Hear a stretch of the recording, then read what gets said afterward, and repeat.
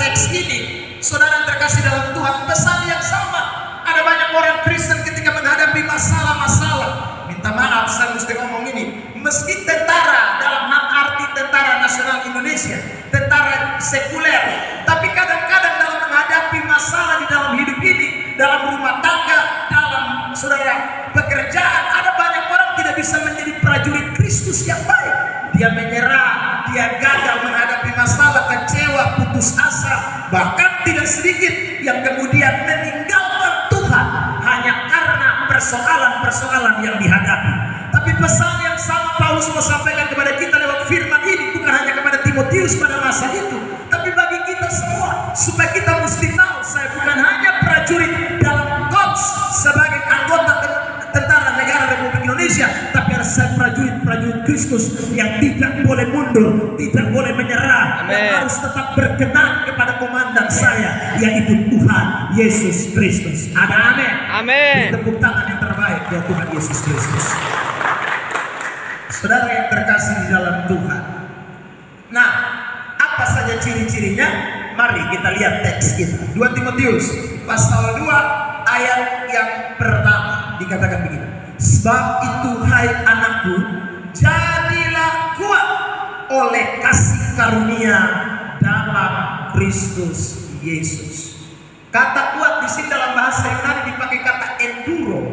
Enduro itu, saudara mungkin pernah baca ada oli merek enduro, ya. Itu artinya itu ketahanan, memiliki ketahanan. Jadi seorang prajurit Kristus itu dia memiliki ketahanan. Ya, kalau saya bicara soal ketahanan tidak asing di telinga tentara. Ya, harus memiliki ketahanan. Nah, gaya hidup orang Kristen, anak-anak Tuhan, gaya hidup kita semua harus memiliki ketahanan. Tapi saya ulang, bukan tahan dalam musuh yang kelihatan, ini musuh yang tidak kelihatan. Efesus pasal 6 mengatakan bahwa perjuangan kita bukan melawan darah dan daging, tapi melawan penguasa-penguasa dunia, roh-roh jahat, pemerintah-pemerintahnya. Jadi saudara terkasih dalam Tuhan, yang namanya roh kita tidak. Saya baca ayat berikutnya, saudara, begini firman Tuhan. Ayat 3 dan ayat 4. Dua ayat ini saya mau bacakan buat kita sekalian dari kitab 2 Timotius pasal yang kedua. Misalkan saya bukan. Ayat yang ketiga dan ayat yang keempat.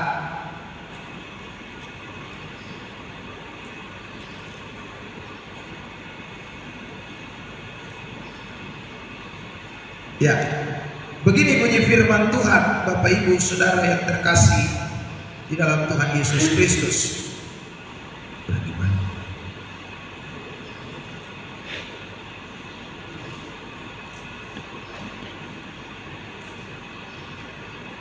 Ikutlah menderita sebagai seorang prajurit yang baik dari Kristus Yesus. Seorang prajurit yang sedang berjuang, dikatakan, tidak memusingkan dirinya dengan soal-soal penghidupan, supaya dengan demikian ia berkenan kepada komandannya.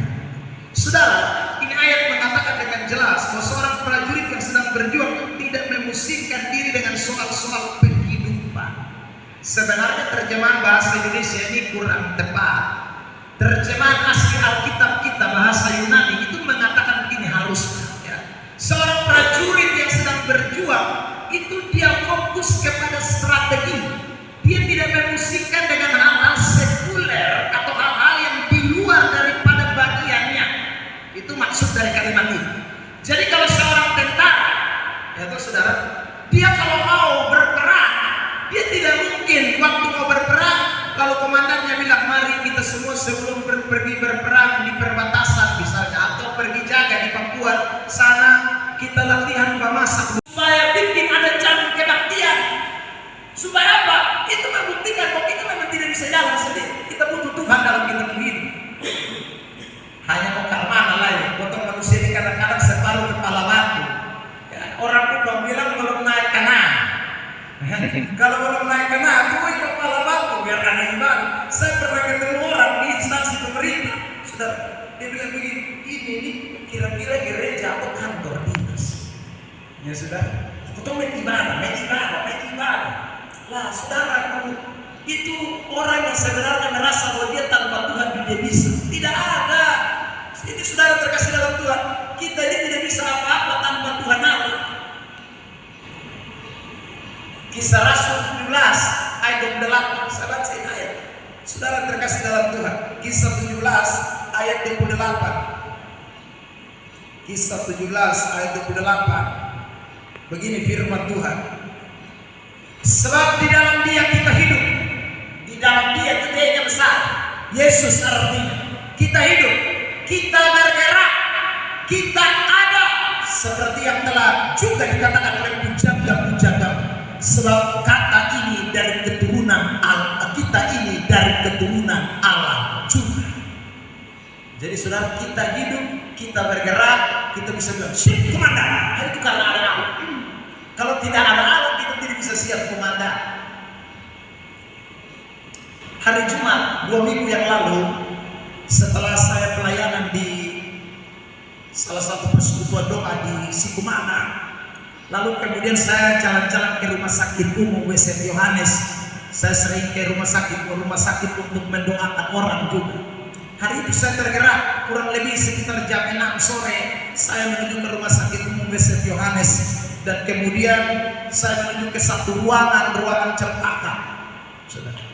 Waktu saya masuk, saya berdoa, Tuhan, bawa saya ke pasien yang mana ini saya mau doakan. Juang untuk saudara mempertahankan NKRI, tapi tanpa kita sadari bahwa secara rohani kita prajurit yang sudah tewas di medan pertempuran rohani karena kita tidak mampu menghadapi kekuatan dunia yang menyerang kita setiap hari dan setiap saat. Saudara yang terkasih dalam Tuhan, Paulus kasih nasihat kepada jemaat yang ada di Efesus dalam Efesus pasal 6 ayat 10. Dia bilang begini, akhirnya hendaklah kamu kuat di dalam Tuhan. Itu berarti kita sudah bisa kuat, sudah bisa bertahan kalau bukan di dalam Tuhan. Di luar Tuhan kita rapuh, di luar Tuhan tidak ada manusia hebat, di luar Tuhan tidak ada Superman, hanya orang-orang di dalam Tuhan.